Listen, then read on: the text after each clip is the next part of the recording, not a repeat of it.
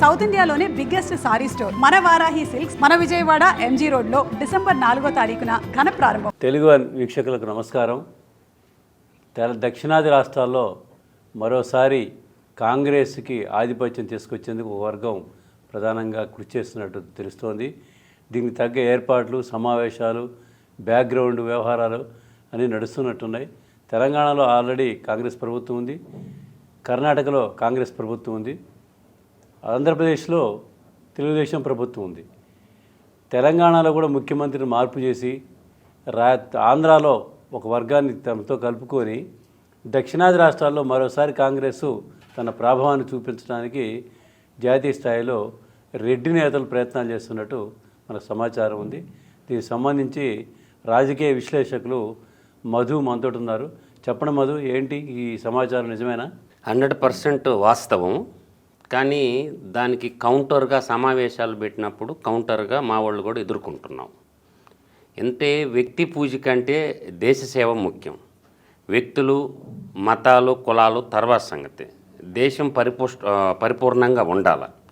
కాకపోతే ఏంటంటే ఈ మధ్యకాలంలో బాగా కుట్ర చేస్తున్నారు.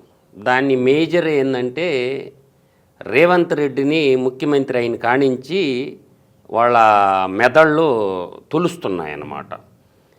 రెండోది ఏంటంటే ఆంధ్రప్రదేశ్లో ఏదో విధంగా మళ్ళీ కాంగ్రెస్ పార్టీని అధికారంలోకి తేవాలా, దక్షిణ భారతదేశంలో కాంగ్రెస్ పార్టీని బలోపేతం చేయాలంటే అటు తెలంగాణ,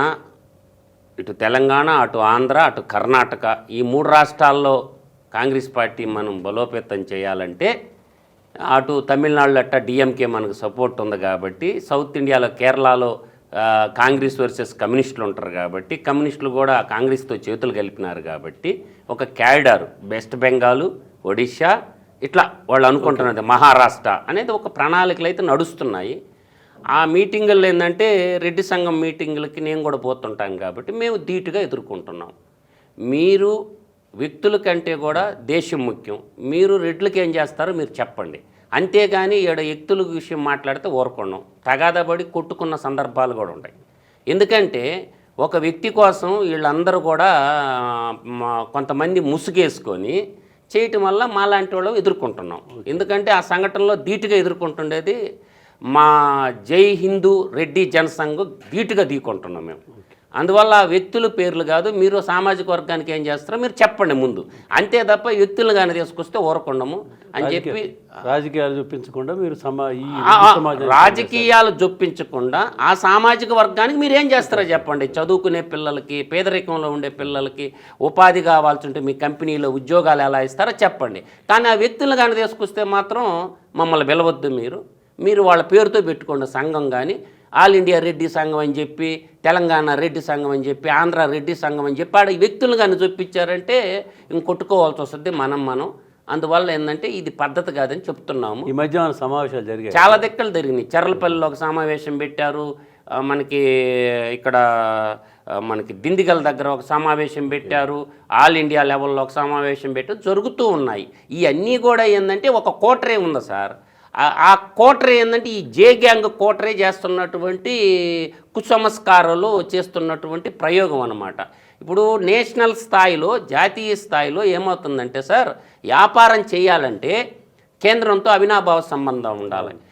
అంటే మైనింగ్ వ్యాపారం కావచ్చు, పరిశ్రమలతో కావచ్చు, కేంద్ర ప్రభుత్వంతో సత్సంబంధాలు బాగుండాలి.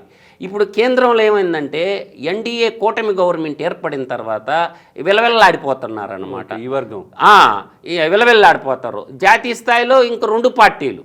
ఈ 2 పార్టీల్లో ఒకటి భారతీయ జనతా పార్టీ, రెండోది కాంగ్రెస్ పార్టీ. ఈ కాంగ్రెస్ పార్టీకి ఎవరికి నచ్చినా నచ్చకపోయినా బ్రాండ్ అంబాసిడర్గా ఉన్నారు. ఉన్నప్పుడు ఏమవుతుందంటే ఇప్పుడు జీర్ణించుకోలేకపోతున్నారన్నమాట. అందువల్ల ఏంటంటే ఇప్పుడేందంటే మత ప్రాతిపదికన నిట్ట నిలువుగా చీలిపోయినారు సార్. రెడ్డి సామాజిక వర్గం అయితే మత ప్రాతిపదికన నిట్ట నిలువుగా చీలిపోయినారు. అది క్లియర్గా అవుపడతా ఉంది. అంటే హిందూ రెడ్లందరూ ఒక గ్రూప్ తయారైనారు. హిందూ రెడ్లు, క్రిస్టియన్ రెడ్లు అది వేరు. మాకు సంబంధం లేనిది. మేమనేది ఈ దేశానికి సంబంధం లేదు, ఈ భారతదేశానికి క్రిస్టియన్లకి అసలు సంబంధం లేదు. అందువల్ల దోపిడీ వర్గం అన్నమాట. ఈ దేశాన్ని దోపిడీ చేయడానికి వచ్చినటువంటి వర్గంతో మాకు సంబంధం లేదు. అందువల్ల మేమేందంటున్నామంటే మీరు ఏదన్నా ఒక మంచి పని చేయడానికి ముందుకు రండి, మంచికి ముందుకు ఉండాలి. అది అందువల్ల ఏం చేసినామంటే మేము కూడా సంఘటితం అయి ఉండాం. అందువల్ల ఏంటంటే ఘర్షణలు జరుగుతుండే బాగా. ఇది ఆ ఇంటర్నల్గా కొట్టుకునే స్థాయికి పోయి ఉంది సార్ బాగా. కొంతమంది ఐఏఎస్, కొంతమంది ఐపీఎస్, కొంతమంది డాక్టర్లు, ఉన్నత చదువులు చదివిన ఎదవలు కూడా దేశం పట్ల ప్రేమ లేకుండా, రాష్ట్రం పట్ల ప్రేమ లేకుండా, సమాజం పట్ల ప్రేమ లేకుండా ఒకడి కోసం మాట్లాడుతుంటే మా లాంటి వాళ్ళు వ్యక్తి పూజ ఎక్కువైపోయింది. దాన్ని మేము ప్రతిఘటిస్తున్నాము. అంటే కొంతమంది ఆర్థిక వనరులు బలంగా ఉండి మీడియాలో చేతిలో పెట్టుకున్నటువంటి వాళ్ళు జీర్ణించుకోలేకపోతున్నారు. మేము మొట్టమొదటి నుంచి ఒక వాదన మీద ఉన్నాం. ఈరోజు అందరూ అనుకుంటారు కానీ సమతుల్యత మేమంతా ఒకటే అని. అంటే వాడి పిల్ల నీడు ఎందుకు చేసుకోడు, వీడి పిల్ల నాడు ఎందుకు చేసుకోడు సార్? రెడ్డిస్లో కూడా ఎందుకు చేసుకోడు నాకు చెప్పండి. అంటే ఈ మధ్య ఆడపిల్లలు దొరక ఇటు వస్తారు తప్ప, లేకపోతే వాళ్ళు మమ్మల్ని అసలు మా బిడ్డలనే చేసుకునేవాళ్ళు కాదు, మనుషులుగా చూసేవాళ్లే కాదు మమ్మల్ని. దీంట్లో కూడా విభేదాలు వర్గాలు ఉన్నాయి మళ్ళీ.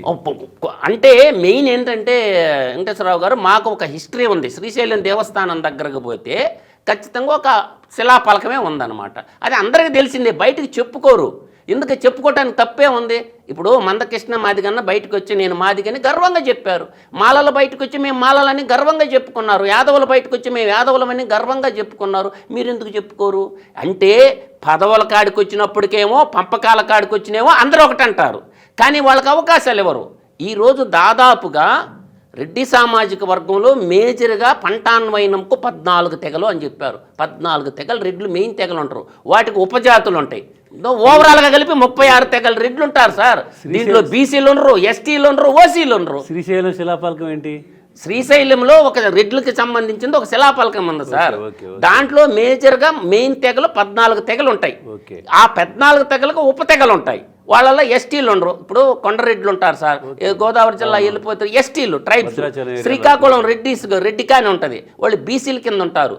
ఇలా మీకు రకరకాలైనటువంటి, ఇప్పుడు లింగాయత్ రెడ్లు అని ఉంటారు. అట్లాగే నేను అంటుండేది ఏంటంటే, మీ అధికారంకే మీకు కావాలా? ఇప్పుడు ఇక్కడ కింద ఉన్నటువంటి చాలామంది అయితే ఇంతవరకు స్వతంత్రం వచ్చి 77 ఏళ్ళు అయితే అసెంబ్లీ గడప దొక్కున వాళ్ళు చాలా మంది ఉన్నారు సార్. కేవలం వ్యవసాయం చేసుకొని, పశువులు నమ్ముకొని ఈ మధ్యకాలంలో చదువుకున్నారు. 1990వ దశకం నుంచి ఇప్పుడు ఈ మధ్యకాలంలో, ఈ 30 ఏళ్ల కాలంలో ఇంజనీర్లు అయ్యారు, డాక్టర్లు అయ్యారు, కొంచెం ఆత్మగౌరవం తెచ్చుకున్నారు. వీళ్ళు ప్రధానంగా నమ్ముకున్న దాని వ్యవసాయాన్ని. ఈ వ్యవసాయాన్ని నమ్ముకున్నటువంటి ఈ తెగలు ఈరోజు వీళ్ళు చేసిన అవినీతికి, వీళ్ళు చేసుకున్న ఈడీ సిబిఐ కేసుల్ని మమ్మల్ని దొంగలు అంటుంటే మేము బాధపడుతున్నాం సార్. మేము ఎందుకు పడాలా బాధ? దొంగతనం ఎవడు చేశారు వాడిని అనాలా. అది కమ్యూనిటీ పరంగా తీసుకున్నా, క్యాస్ట్ పరంగా తీసుకున్నా, ఎవడైతే దొంగతనం చేసిన వాడిని అనాలి. కానీ మిగతా వాళ్ళందరిని కలిపి అంటుంటే చాలా తప్పు సార్. అది ఏ సామాజిక వర్గమైనా కావచ్చు, అనకూడదు. ఎవడైతే దొంగతనం చేసాడో వాడిని అనాలా. అందువల్ల ఏంటంటే పేదరికం అనేది, అసమానతలు అనేవి ప్రతి కులంలో ఉంటాయి. కానీ ఎదవలు కొంతమంది ఈ డబ్బున్నటువంటి దేశాన్ని, బ్యాంకుల్ని దోచేసిన వాళ్ళు, రాష్ట్రాన్ని లూటీ చేసినటువంటి వాళ్ళు, దేశ సంపదను లూటీ చేసిన వాళ్ళు కొంతమంది ఎర్రలేసి మేమంతా ఒకటంటే అది ఎట్ట కుదరుతుంది? దానివల్ల మేము ఒప్పుకోవటం లేదు. అందువల్ల మా భూమంచి రెడ్లు ఉన్నారు గోదావరి జిల్లాలో, ఒక్కడ ఎమ్మెల్యే కాల. మా నెల్లూరు జిల్లాకు వచ్చేసరికి సింహపూర్ జిల్లాలో మా నెరబాటి రెడ్లు, పెద్దకంటి రెడ్లు 70% ఓట్లు మాయి సార్. ఒక్కడ ఎమ్మెల్యే కాలేదు సార్. మేము ఎంత బాధపడాలా? చాలా ఉంది సార్. మీరు ప్రకాశం జిల్లాకు రండి, పక్కనే ఎల్నాటి రెడ్లు అని ఉంటారు, తర్వాత పంటరెడ్లు ఉంటారు. మా ప్రకాశం జిల్లాలో పెద్దకంటి రెడ్లు అధికంగా ఉంటారు. ఎందుకు ఒక్కడ ఎమ్మెల్యే కాలేకపోతున్నాడు అంటే వీళ్ళ అర్థమైంది, బీఫామ్లు ఏ పార్టీ ఇవ్వదు, ఓట్లు మొత్తం వీళ్ళకి కావాలా. వచ్చినప్పుడేమో రెడ్లంతా ఒకటంటారు, సీట్ల కాడికి వచ్చేళ్ళకి ఒక్క సీట్ ఇవ్వరు. అంటే ఇప్పుడు ఈ దక్షిణాది రాష్ట్రాల్లో మళ్ళీ కాంగ్రెస్ను పునరుజ్జీవింపజేసే కార్యక్రమంలో ఎందుకు ఇంత కంకణం కట్టుకుని పనిచేస్తున్నట్టు ఈ వర్గం కాదు సార్, అది మా క్రిస్టియన్ వర్గం పనిచేస్తూ ఉంది. ఇది హిందూ వర్గం పనిచేయటం లేదు. హిందూ రెడ్లు ఎవరు పోవటం లేదు. హిందూ రెడ్లు అందరూ పోలరైజ్ చేసే ఉన్నారు, మేల్కొన్నారు సార్. మా హిందూ జాతి మేల్కొనింది, మా హిందూ ధర్మం మేల్కొని ఉంది. కాబట్టి ఇక్కడేమో కులం తెస్తారు, ఆడ మతాన్ని చెప్పటం లేదు. అందువల్ల మేము డైరెక్ట్గా అడుగుతున్నాను, మీరు చెప్పండి రా బాబు ఏందో అని అడుగుతున్నాం. అడిగినప్పుడు పైకి తేట తెల్లమేస్తున్నారు. ఇవాళ తెలంగాణలో తీసుకున్న ఖమ్మం జిల్లాలో గుడాటి రెడ్లు ఉంటారు, మోటాటి రెడ్లు ఉంటారు. మీరు కరీంనగర్ జిల్లా పోండి, నిజామాబాద్ జిల్లాలో పోండి, గుడాటి రెడ్లు మోటాటి రెడ్లు ఉంటారు. రంగారెడ్డి జిల్లాకి, మహబూబ్ నగర్ జిల్లాకి రండి, మోటాటి రెడ్లు అధికంగా ఉంటారు. అదే నల్లగొండ జిల్లాకు పోండి, హాలియా, కోదాడ, బెల్టు, పెద్దకంటి రెడ్లు, మోటాటి రెడ్లు అధికంగా ఉంటారు. మీరు పిల్లనిచ్చేటప్పుడు గోత్రాలు చూసుకుంటారు, ఇళ్ల పేరు చూసుకుంటారు, ఏ రెడ్లు అని అడుగుతారు, సీట్లు ఇచ్చే కాడ ఉండదా? అంటే మీకు ఏదన్నా సమస్య వస్తే అందరూ ఒకటి అవ్వాలా? అది ఎట్టా వద్దే? కాదు. అందువల్ల ఏంటంటే ఇప్పుడు తేల్చుకోవాల్సిన తరుణం ఆసన్నమైంది. అందుకని మా ఆర్గనైజేషను మేము బలంగా ఉన్నాం సార్. ఆల్ ఇండియా లెవెల్లో జై హిందూ రెడ్డి జనసంఘ్ ఇది 100% కాంగ్రెస్కి వ్యతిరేకంగానే పనిచేస్తాం. కాంగ్రెస్కి వ్యతిరేకంగానే పనిచేస్తాం. ఆలోచన ఎందుకు వచ్చింది అసలు ఇప్పుడు ఈ వర్గంలో? ఈ వర్గంలో ఎందుకు వచ్చిందంటే గ్రామాలని కన్వర్షన్ చేసేస్తూ ఉంటే స్వధర్మాన్ని నాశనం చేస్తూ ఉంటే అటువంటిప్పుడు ఎవరో ఒకరు కంకణంగా తీసుకోవాలి కదా సార్. అధికారాలు మార్పిడులు, ముఖ్యమంత్రుల మార్పిడులు, దానికి మళ్ళీ వాళ్ళని పీఠం ఎక్కించే ప్రయత్నాలు ఇవేంటి? అవి ఎందుకు చేస్తున్నారంటే వీళ్ళ కేసుల నుంచి, వీళ్ళ ఆర్థిక బ్యాంకు దోపిడీల నుంచి, బ్యాంక్ రాబర్లకు వీళ్ళకున్న ఈడీ సిబిఐ కేసుల నుంచి తప్పించుకోవాలంటే అంతకు మించిన మార్గం లేదు. రెండోది రాజ్యాధికారం రావాలంటే ఇంకా ఆల్టర్నేట్ ఆ వర్గాలను నమ్మించాలా. ఇప్పుడు ఆ వర్గాలను నమ్మించాలంటే బీజేపీకి వ్యతిరేకంగా ఉండేటటువంటి వర్గం ఏముంది? క్రిస్టియన్లు ఉంటారు, ముస్లిమ్స్ ఉంటారు. అందువల్ల ఏంటంటే ఈ వర్గాలు అధికంగా ఓట్లు ఉంటాయి. ఆ అధికంగా ఓట్లు ఉన్నప్పుడు దానికి మళ్ళీ దళిత కార్డు ఒకటి వాడతారు. ఈ దళిత కార్డును ప్రయోగిస్తారు. ఈ తర్వాత క్రిస్టియన్లు అడ్డంగా చూపిస్తారు, ముస్లిమ్స్ని అడ్డంగా చూపించేది. ఇది పోలరైజేషన్ అయ్యాక ఓటు పర్సంటేజ్ ఎక్కువ అవుతుంది. ఇప్పుడు నువ్వు చెప్తుంటే ఒక కొత్త విషయం అర్థమవుతుంది మనకి. ఈ మధ్య ఐపీఎస్ ఆఫీసర్ సునీల్ కుమార్ ఒక మీటింగ్లో అన్నాడు, మన దళితులు కాపులను కలిస్తే రాజ్యాధికారం మనకు వస్తుంది అంటాడు. అంటే ఈ రాజ్యాధికారం, కులాలు ఏంటి కొత్త ఈ అంశాలు కొత్త తెర మీదకి ఇది నేను అదే చెప్తున్నాను కదా సార్. ఈరోజు కొంతమంది పెద్దలు వాళ్ళు ముసుగు తొలగిపోతుంది. ఈ సోషల్ మీడియా వచ్చిన తర్వాత, ఈ సోషల్ మీడియా యుగం వచ్చిన తర్వాత ఈ ముసుగు తొలగిపోతుంది. ఒక్కొక్కడు ముసుగు తొలగిపోతుంది. ఒక ఆయన ఐఏఎస్ ఆఫీసర్ విజయ్ కుమార్ అనే ఆయన ఒక పార్టీ పెట్టాడు. ఇది కూడా బీజేపీకి వ్యతిరేకంగా ఉండే, ఎన్డీఏ కూటమి పార్టీలకు వ్యతిరేకంగా ఉండేటటువంటి విజయ్ కుమార్ పెట్టాడు. ఇవాళ జడ శ్రావణ్ కుమార్ గారు ఒక పార్టీ పెట్టుకొని ఉన్నాడు. అదే తరంగా ఇప్పుడు సునీల్ కుమార్ తన వ్యక్తిగత విషయాల్లో తీసుకొచ్చేసరికి అంబేద్కర్ అని అడ్డం పెట్టుకోరు. అసలు అంబేద్కర్ చూపించిన మార్గం బుద్ధిజం సార్. యాక్చువల్గా ఏంటంటే అంబేద్కర్ అతను హిందువుగా పుట్టినా కూడా బుద్ధిజం మార్గాన్ని చూపించాడు. కానీ వీళ్ళు ఇక్కడ ఏం చేస్తారంటే ఇజం వచ్చేళ్ళకి అంబేద్కరిజం అంటారు. ఆయన చూపించిన మార్గం బుద్ధిజంలోకి బారు మళ్ళీ మన లండనిజానికే పోతారు. అంటే ఇప్పుడు ఎన్నికలు, ఓట్లు, అధికారము, పవర్ కావాల్సి వచ్చేటప్పటికి అంబేద్కర్ గుర్తొస్తాడు.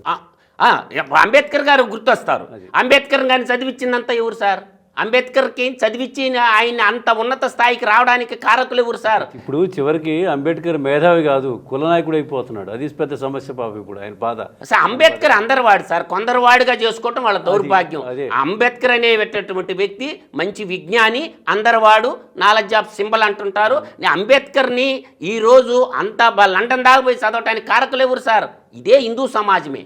ఆ రోజు హిందూ రాజు బరోడా మహారాజు లేకపోతే అంబేద్కర్ లండన్ పోయేది చదివేది కూడా లేదు. ఆయన విద్య చెప్పిన గురువు ఎవరు?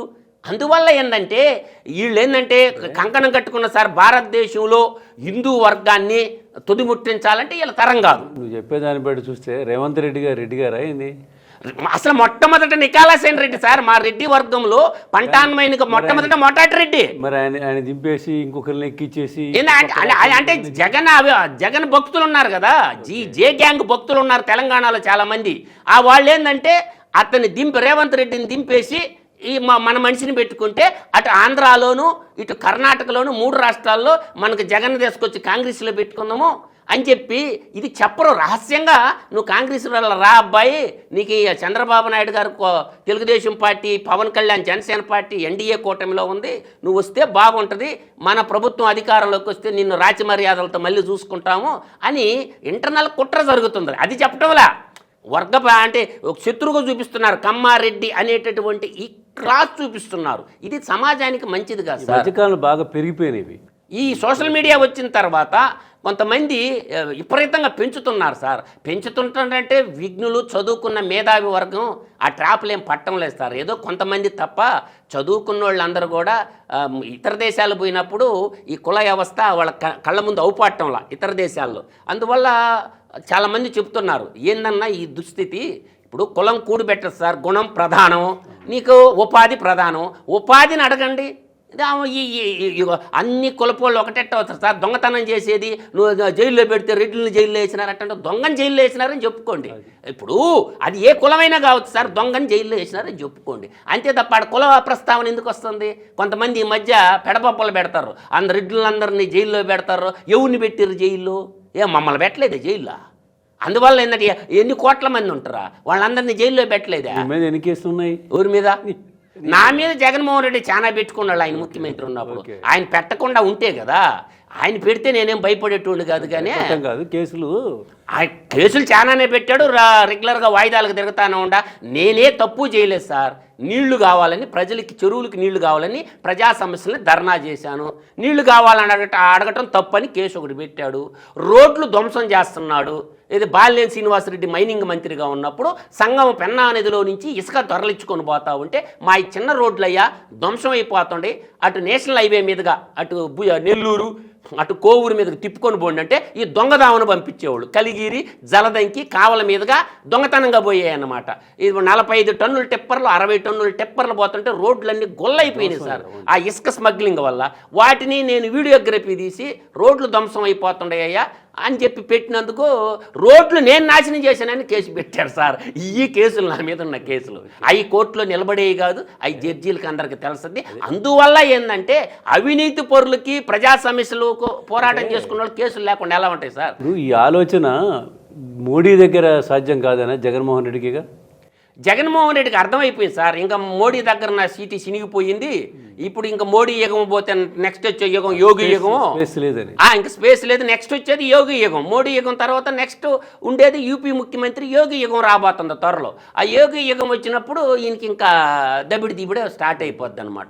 అందువల్ల ఏంటంటే నేను ఒకటే చెప్తున్నా సార్, రెడ్డి సామాజిక వర్గంలో ఉండే పెద్ద మున్సుకు వేసుకున్నటువంటి దొంగలందరికీ చెప్తుండా, ఒరే బాబు మీ సినిమా అయిపోయింది, మీరు ఎన్ని ఇంటర్నల్ మీటింగ్లు పెట్టి మీరు ఇచ్చే నోట్ల కట్టలకి రెడ్డి సమాజంలో ఉండేటటువంటి అసెంబ్లీని, అది కూడా చెప్తున్నా, అసెంబ్లీ గడప దొక్కని శాసన అధికారాలు రానటువంటి వర్గాలు 70% ఓట్లు మీకు రావు. మొన్న కూటమి ప్రభుత్వానికి వేశారు వీళ్ళందరూ కూడాను. అందువల్ల ఏంటంటే మీరందరూ రెడ్లకేం ప్రతినిధులు కాదు, ఇంకొక వర్గం ఉంది, విఘ్నత వర్గం ఉంది. మేము ఇప్పుడు ఒకటే చెప్తున్నాం సార్, భగవద్గీత రెడ్లందరూ ఒకవైపు, బైబిల్ రెడ్లు ఒకవైపు. ఇది తేల్చుకుందాం అంటున్నాం. భగవద్గీత రెడ్లు వర్సెస్ బైబిల్ రెడ్లు, ఇది మా కాన్సెప్టు. భగవద్గీతను మేము మా స్వధర్మాన్ని మేము ప్రేమిస్తున్నాము, భారతీయ తత్వాన్ని మేము ఆస్వాదిస్తున్నాం కాబట్టి మేము భగవద్గీత ప్రేమికులు. ఈ దేశానికి సంబంధించిందే కాదు కాబట్టి మీరు ప్రేమించుకునే బట్టే ప్రేమించుకోండి, ఏడగాని కులాన్ని తేవద్దు. మేము హిందూ రెడ్లము, ఈ భారతీయులము, ఈ మూలవాసులము, ఈ భూమిపుత్రులము కాబట్టి మా ధర్మం జోలికి మా గ్రంథం జోలికి మీకు వస్తే మీ ఇంటి దాకా మేము కూడా వస్తాం. అందువల్ల ఏంటంటే ఎవ్వరు శంకించాల్సిన అవసరం లేదు. రెడ్లందరూ కూడా ఈ భారతదేశ మూలవాసులే కాబట్టి ఈ కొండవీటి రెడ్డి రాజధాని చూసాం కదా సార్ మనం ఎంత ఇప్పుడు అమరావతి రాజధానిలో కొండవీడు అనేది కూడా ఒక ప్రాంతమే కదా, ఒకప్పుడు రెడ్డి రాజులు పరిపాలించిందే కదా. అందువల్ల ఏంటంటే ఆ పప్పులేం ఉడకనేమో జరగని పని. అంటే కులాలు, మతాలు, వర్గాలు రాజకీయ ప్రయోజనాల కోసం పనిచేసేది సాధ్యం కాదని, భవిష్యత్తులో ఇవన్నీ దూదిపింజలాగా పేలిపోతాయని, కేవలం ప్రజాశ్రేయస్సు, రాష్ట్రాభివృద్ధి, దేశాభివృద్ధే నిలుస్తుందనేది మన మత అభిప్రాయం. ఏం జరుగుతుందో చూద్దాం.